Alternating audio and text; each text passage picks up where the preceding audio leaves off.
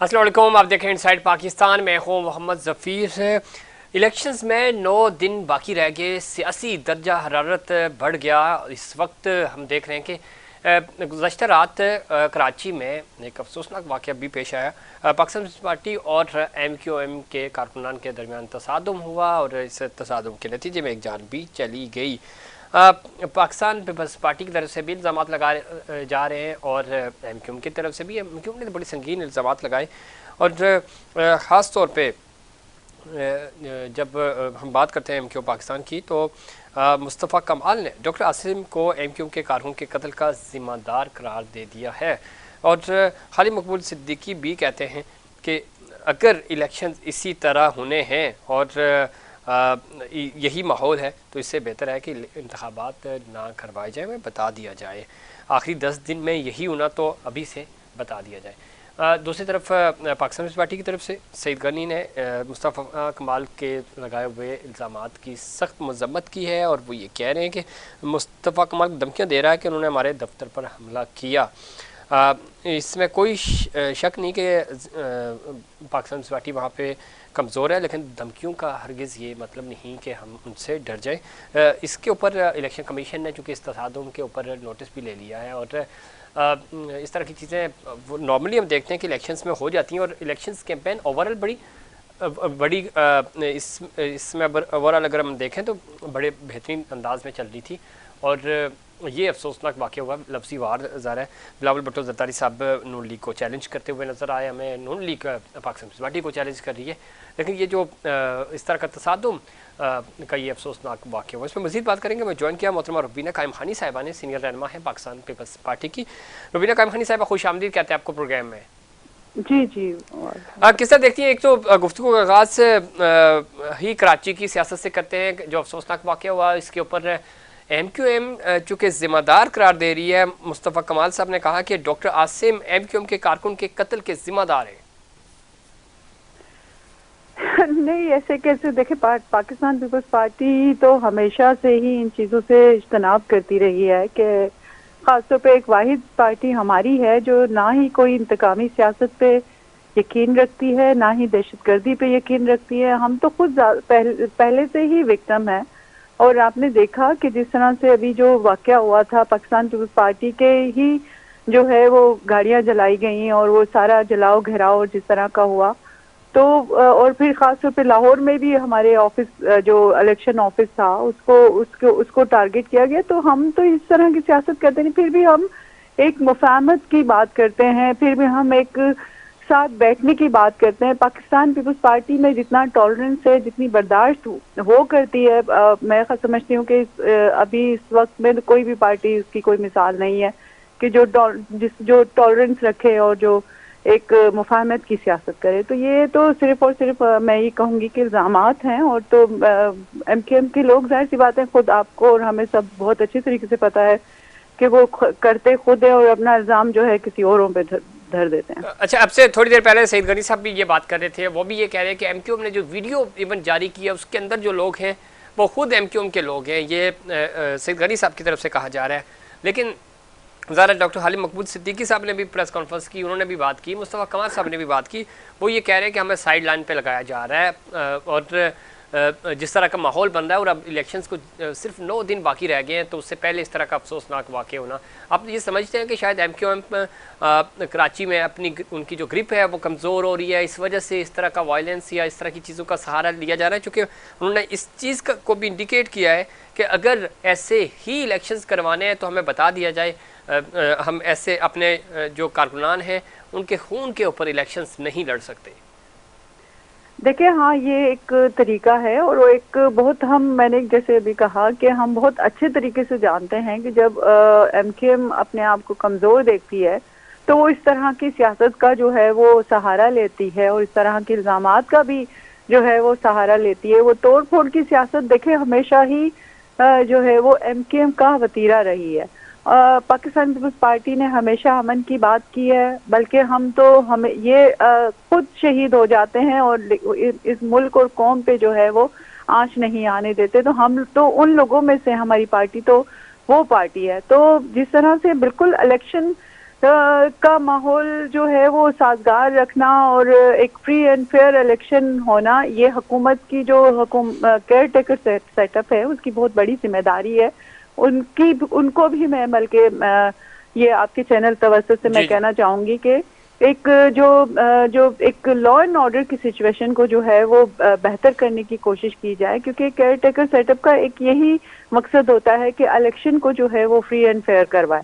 तो ये जो है वो हुकूमत पे भी जिम्मेदारी आयद होती है अगर कोई ग्रीवेंसेस किसी जमात को, सियासी जमात को। लेकिन ये जाहिर सी बात है एमकेएम के हम अपोनेंट्स हैं कराची में, तो वो ये इल्ज़ाम जो, और वो उसको पता है उनको कि हम जो है वो एक भारी अक्सरियत से जीतने जा रहे हैं। जिस तरह से कराची का मेयर हमने जो है हम पाकिस्तान पीपल्स पार्टी का है, और आगे भी इंशाल्लाह आप देखेंगे कि इस दफ़ा जो है जो सीटें हम लेते थे कराची से, उससे बहुत बेहतर, पहले से बहुत ज्यादा सीटें उठाएंगे हम। तो ये जो है खौफ जो है वो उनको नजर आ रही है, अपनी हार नजर आ रही है एमकेएम के लोगों को। तो वो खालिद मकबूल सदीकी साहब हों या कोई भी हो, वो इस तरह के स्टेटमेंट्स देंगे क्योंकि उन्होंने अपनी फेस सेविंग करनी है और कुछ नहीं। और हकीकत आप और हम सबके सामने है कि कौन सी जमात हमारी साहिबा किस तरह देखती है कराची की सियासत की बात होगी, तसादुम नहीं होना चाहिए अफसोसनाक, लेकिन ज़रा जब इलेक्शन मोड में चला जाए मुल्क तो इस तरह के मामला हो जाते हैं जो कि अफसोसनाक हैं। दूसरी तरफ बिलावल भुट्टो जरदारी साहब मुस्लिम लीग नून को बार बार चैलेंज कर रहे हैं। वो ये भी कह रहे हैं कि शहबाज शरीफ का सिंध में मुबासे का चैलेंज कबूल है, मियाँ साहब पता नहीं क्यों डर रहे हैं। साथ ही वो ये भी कह रहे हैं कि मेरे केसेस पर निगरान बनकर बैठने वाला चला गया। साथ ही वो कह रहे हैं कि नून लीग जानती है कि अक्सरियत नहीं चाहती मियाँ साहब चौथी बार वज़ीर आज़म बने। और नून लीग वाले ये कह रहे हैं कि साद रफीक साहब ने स्पेशली चेयरमैन पाकिस्तान पीपल्स पार्टी बिलावल भुट्टो जरदारी साहब को टारगेट करते हुए कहा कि पता नहीं कौन लोग हैं जो बिलावल भुट्टो को ये मशवरा दे रहे हैं कि वो नून लीग के ख़िलाफ़ बातें करें। तो ये आप समझते हैं कि मुस्लिम लीग नून चूँकि आपने पंजाब में एक्टिव हो गए हैं तो इस वजह से आपसे वो डर रहे हैं, इस तरह के बयान आ रहे हैं उनकी तरफ से? बिल्कुल यही बात है कि क्योंकि इस वक्त जो तमाम जमातों को ख़ास तौर पर जो अगर वो नज़र आ रहा है और अगर कोई खतरा है तो वो चेयरमैन बिलावल भुट्टो की जमात से है, चेयरमैन बिलावल भुट्टो की यंग क़यादत से है कि उनको पता है कि जो लोग शहीद मोहतरमा बेनज़ीर भुट्टो के साथ थे, जो आसिफ अली जरदारी साहब के साथ थे, वो आज बिलावल भुट्टो साहब के साथ हैं। और आपने देखा होगा कि पंजाब के तमाम जलसे जो है वो बहुत जो है वो शानदार गए हैं। लोगों का एक मजमा है, लोग जो है एक जमे गफीर नजर आता है पंजाब के जो भी आप जलसे अगर चेयरमैन बिलावल भुट्टो इसके ही आप अगर उसमें देखें जो नवाज शरीफ के जलसे हो रहे हैं वो जो है वो किसी भी तौर पे जो है वो बिल्कुल आपको आप देखेंगे कि कोई मतलब इतना ज्यादा रिस्पांस नहीं है लोगों का। तो वो एक वही एक खौफ है उनको एक हार का। और बिल्कुल आप देख लें कि क्यों चौथी बार जो है वो वजीर आजम चुने नवाज शरीफ साहब को, जो है वो अवाम को पता है कि जो शख्स इस मुश्किल वक्त में अपने लोगों को छोड़कर चला जाए। हम पे भी केसेस बने, नेब के केसेस बने, आसिफ अली जरदारी साहब ने 14 साल 6 महीने जेल काटी, लेकिन उन्होंने वो अपने मुल्क में ही रहे। मतलब अगर ऐसी क़यादत अगर हो जिन लोगों के पास, तो वो उन्हीं को चुनेंगे, ना कि जो है वो नवाज शरीफ साहब को आजमाएंगे बार बार।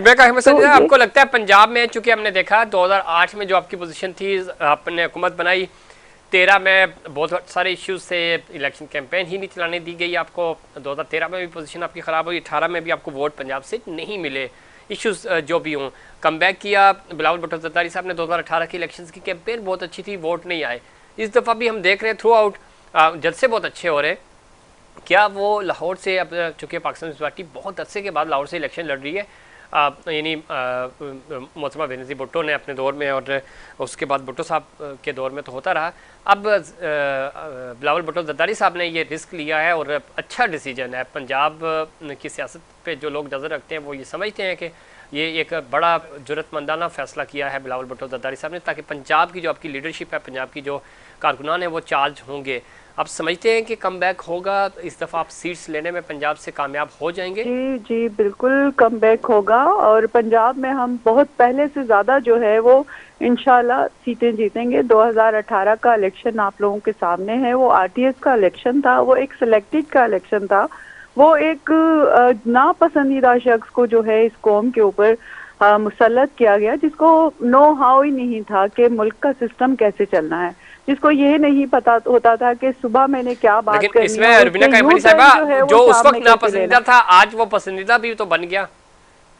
नहीं, पसंदीदा मतलब क्या बन गया, मतलब हम जो बात कर रहे हैं वो जो खास तौर पर जो पीटीआई की जो लोग थे, जो अगर पंजाब में अगर पीटीआई का अगर कोई वोट भी था तो हम तो अगर चेयरमैन साहब अगर एड्रेस कर रहे हैं तो उनको ये कह रहे हैं कि नहीं, आप वो उनको तो बजाय कह रहे हैं, मैं ये इसके। कह रहा हूँ कि जो आप जिसको लाडर प्लस कह रहे हैं, तो मियाँ साहब पसंदीदा बन गए ना 2018 में, तो वो चलो नापसंदीदा लिस्ट में शामिल थे।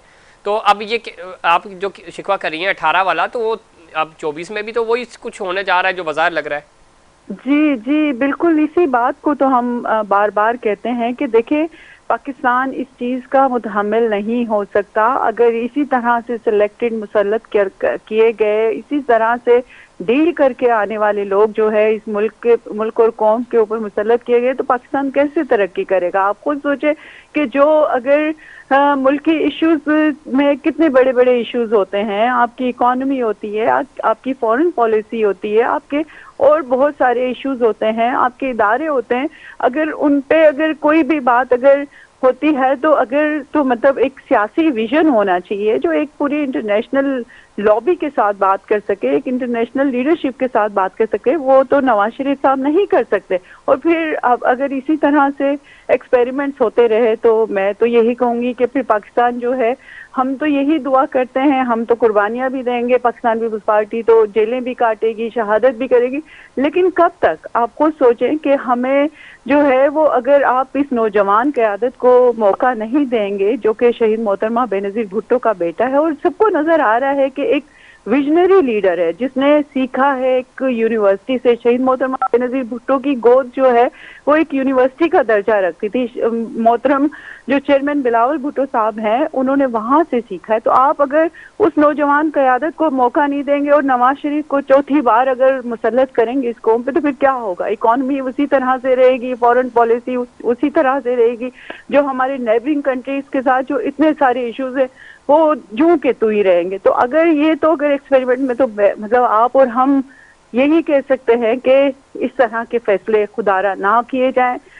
जो जेन्युइन क़यादत है, जो ठीक, जेन्युइन वोट लेकर आती है इस मुल्क में, उसी को मौका दिया जाए। बहुत शुक्रिया रुबीना कायमानी साहिबा प्रोग्राम में वक्त देने के लिए। और जो क़यादत अवाम जिसको चुने उसी को मौका देना चाहिए। RTS या इस तरह की मनोपली नहीं होनी चाहिए। साफ शफाफ इंतखाबात होने चाहिए। तमाम ही जमातों की ये कोशिश भी है, कोशिश भी होती है कि इंतखाबात जो है वो साफ शफाफ हों, ताकि जो अवाम के गिले शिकवे हैं वो भी नहीं, और अवाम जिसको वोट देना चाह रहे हैं वही मुंतखब भी हो। जब हम मुल्क की सियासत की बात कर रहे हैं तो चैलेंजेस हैं बहुत सारे। और बिलावल भुट्टो ज़रदारी साहब पंजाब में एक्टिव नज़र आ रहे हैं, उनके मुकाबले में पाकिस्तान मुस्लिम लीग नून भी अब इसके ऊपर तनकीद भी कर रही है, जवाब भी दे रही है। और बहुत सारे आज चूँकि ख़ुद मियाँ साहब एक्टिव हैं, मरियम नवाज़ जलसे कर रही है, तो मियाँ साहब ने आज जलसे से खिताब करते हुए कहा कि हम महंगाई का खात्मा भी करेंगे और माजी में हमारे साथ ज़्यादती हुई है। वो कहते हैं कि वो जज भी चला गया जिसने 8 महीने बाद चीफ जस्टिस बनना था, दाल में कुछ काला था, इनको पता था कि चोर की दाढ़ी में दिन खाया, तभी वो इस्तीफ़ा देकर चले गए। साथ ही साथ उन्होंने कहा पूरा पाकिस्तान मेरा है और ये हल्का ख़ास मेरा है, मुझे अपने मुल्क को गैरतमंद मुल्क बनाना है, अगर मैं होता तो कोई भी बेरोज़गार ना होता। दूसरी तरफ मरियम नवाज़ ने कहा कि 2013 में नवाज शरीफ ने इलेक्शन लड़ा तो मुहिम चलाने की जिम्मेदारी मुझ पर आई। 2013 में इस हल्के से नवाज शरीफ रिकॉर्ड लीड से जीते थे। और इनका कहना था कि 2017 में बेटे से तनख्वाह ना लेने पर एक शर्मनाक वाक़या पेश आया, लेकिन आप लोगों ने साथ ना छोड़ा। 2018 में जब नवाज शरीफ नाअहल हो गए तो यहाँ से इनका एक वर्कर खड़ा होकर इनको भी आप लोगों ने जितवाया। मुझे ये कुछ कहने की ज़रूरत नहीं है, लेकिन ये वो सारी चीज़ें हैं जो इस वक्त मुस्लिम लीग नून दावे कर रही है।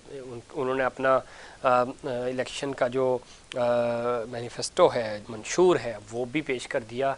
महंगाई का ख़ात्मा करने की बातें हो रही है। इससे पहले 3 दफ़ा हुकूमत मुस्लिम लीग नून को मिल चुकी है और उस वक्त उस वक्त क्या हुआ ये भी आपके सामने ही है। लेकिन ये सारे दावे के दावे बाज़ाहिर तो में नज़र आते हैं, लेकिन क्या वो इन चीज़ों के ऊपर अमल दरामद कर सकेंगे, करेंगे, इस पर मज़ीद बात करेंगे। और ख़ास तौर पे जो हम बात कर रहे थे कराची की सियासत के हवाले से और जो अफसोसनाक वाक़या पेश आया, इसके ऊपर हमें ज्वाइन किया है शमशाद सिद्दीकी साहब ने, सीनियर रहनुमा है MQM पाकिस्तान के। शमशाद साहब खुश आमदीद कहते हैं आपको प्रोग्राम में। जज़ाकल्लाह खैर सर, क्या हाल चाल है सर? किस तरह देखते हैं, एक तो चूँकि पाकिस्तान पीपल्स पार्टी कल जो अफसोसनाक वाक़या पेश आया और आपके जो एक कारकुन की शहादत भी हुई, MQM के ऊपर इल्ज़ाम लगा रही है पाकिस्तान पीपल्स पार्टी के जो वीडियो इवन आपने जारी की उसके अंदर जो लोग हैं वो खुद आप ही के लोग हैं, वो इल्ज़ाम उल्टा आपके ऊपर लगा रहे हैं। थोड़ी देर पहले सईद गनी साहब भी ये बात कर रहे थे। दिन में हमने देखा कि आपकी तरफ से प्रेस कॉन्फ्रेंस हुई, जनाब मुस्तफ़ा कमाल साहब ने भी और खालिद मकबूल सिद्दीकी साहब ने भी बात की। उन्होंने गिले शिकवे भी किए कि अब इस तरह अगर इलेक्शन लड़ना है तो बता दिया जाए। क्या समझते हैं ये हुआ क्यों है? इतना अच्छा माहौल था तो अचानक ये सब कुछ कैसे हुआ? देखें जी, ये जो पीपल्स पार्टी है ये जान के माहौल ख़राब करना चाहते हैं। इन्होंने आहिस्ता आहिस्ता देखें कराची पे एक तो ये कब्जा करना चाहते हैं। अब देखें सेंट्रल जो है वो हमेशा से MQM का गढ़ रहा है। अब वहाँ इन्होंने प्री प्लानिंग करके डॉक्टर आसिम साहब को भेज दिया और उनके साथ फिर कुछ हमारे लोग जो अलग हुए थे उनको भेज दिया कि किसी तरह सेंट्रल पे भी कब्जा कर लें। भाई सिंध की या कराची शहर की कौन सी है चीज़, जैसे गटर पे इन्होंने कब्जा कर लिया, सफाई पे इन्होंने कब्जा कर लिया, रोडों पे इन्होंने कब्जा कर लिया, वाटर बोर्ड पे इन्होंने कब्जा कर लिया। कौन सा ऐसा काम है जिसपे, लेकिन इनकी नीयत भरती नहीं है। अब ये जनाब सेंट्रल पे भी कब्जा करने आ गए। अच्छा, ये कोई पहला वाकया नहीं है, तो छठा कत्ल है जब से ये इलेक्शन मुहिम शुरू हुई है। पिछले अगर आप 3 महीने की पूरी तरह तारीख दोहरा दें तो ये छठा कत्ल है। मच्छर कॉलोनी में इन्होंने मारा, सोराब बोट में, ऑफिस में। अच्छा हाँ, ये चाहते हैं कि किसी तरह से हमारी तरफ से रिटेलिएशन हो, हम भी वही तशद्दुद की सियासत शुरू करें जो इन्होंने शुरू की हुई है।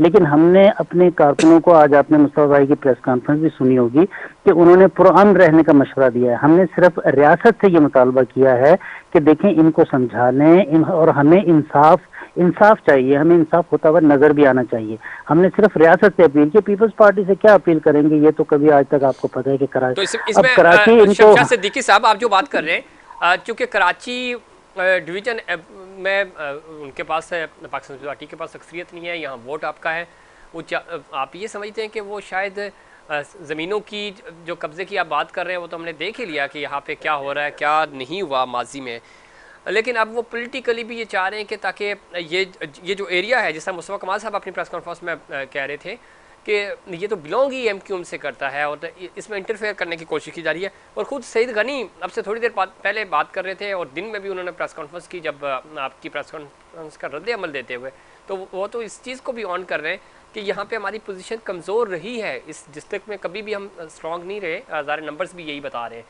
तो जब सईद गनी साहब जो जफीर भाई बातें कर रहे हैं ना, एक्चुअल तो उन्होंने ये ठेका लिया था बिलावल भुट्टो जरदारी साहब से कि अब आप मुझे बस छोटा सा एक बजट अलाउट करें और उसके बाद देंगे कि ये सेंट्रल भी और वेस्ट भी, ये सारे जितने भी डिस्ट्रिक्ट हैं वो सारे पीपल्स पार्टी के हम झंडे लहरा देंगे। और कल भी यही हुआ है कि ये जब वहाँ पे सेंट्रल में आए हैं तो वो आपको पता है नाजमाबाद का इलाका रिवायती तौर पे MQM का इलाका रहा है और हमारा गढ़ है वो। अच्छा, वहाँ बेशुमार हमारे वहाँ फ्लैग लगे हुए थे, बैनर लगे हुए थे। इन्होंने क्या किया, आने के बाद उनको उतारना शुरू किया। तो वहाँ जो लड़के मौजूद थे या जो MQM के और जो उस इलाके के हमदर्द भी थे, उन्होंने कहा भाई ये आप क्या कर रहे हैं, ये आपने झंडे क्यों उतार रहे हैं, इनका लगे रहने, अगर आपको लगाने तो आप भी लगा लें। तो वो वहाँ से चले गए और थोड़ी देर के बाद फिर गाड़ियों में आए वहाँ से, और गाड़ियों में आने के बाद उन्होंने वहाँ अंधाधुंध फायरिंग शुरू कर दी, क्लाशनकोफ से और राइफल से। पूरी तरह से लोग इधर उधर हो गए। लेकिन आपको पता है कराची के लोग इतने डरने वाले तो है नहीं। जब वो उनके पीछे भागे हैं तो ये गाड़ियां छोड़ के भागे। फिर अब जब वो गाड़ियां छोड़ के भागे हैं तो जाहिर वो जो गाड़ियां छोड़ी थी उनके ऊपर वहाँ के जो लोग थे जिनके बच्चे मार दिए उन्होंने, वो फूल निछावर तो नहीं करेंगे। आज सुबह मुस्तफा भाई की बात आपने सुनी होगी, वहाँ पे फिर कुछ लोगों ने उनकी गाड़ियों को आग लगा दी। अब ये उल्टा उसको केस जो है ना वो किसी तरह पूरी पीपल्स पार्टी की मिशनरी जो है ना वो इस बात पे यानी जद्दोजहद कर रहे हैं सुबह से कि ये उल्टा केस MQM के कारकुनों पे बना दें। अच्छा, जो पिछले 6 लोग हमारे अभी तक जो इन्होंने कत्ल किए हैं उनके साथ भी बैन ऐसे ही हुआ है कि उन्हीं लोगों पे, यानी जो एक तो बेचारे मकतूल और फिर FIR भी उन्हीं के नाम की। अब इसका पूरा प्लान जो है मुस्तफा भाई ने बड़ा एक्सप्लेन किया था सुबह कि डॉक्टर आसिम ने ये पूरी प्लानिंग करके अटैक किया बाकायदा। हमारे ऑफिस में बैठे हुए थे बेचारे, आपको पता है कि मुतवस्सित घराने के लोग हैं सारे, और वो अपनी इंतखाबी मुहिम बहुत ही पुरअमन अंदाज में, कोई एक वाकया भी आप नहीं बता सकते कि पिछले 3 से 4 महीने में कि किसी एमक्यूएम के किसी बंदे ने किसी भी ऑफिस पे हमला किया हो, लेकिन ये बाकायदा हमला करते हैं आके। जी, शहर बड़ी मुश्किल से अमन ओमान की तरफ गया और इस जी जी जी जी, लेकिन पीपल्स पार्टी को ये गवारा ही नहीं है ना।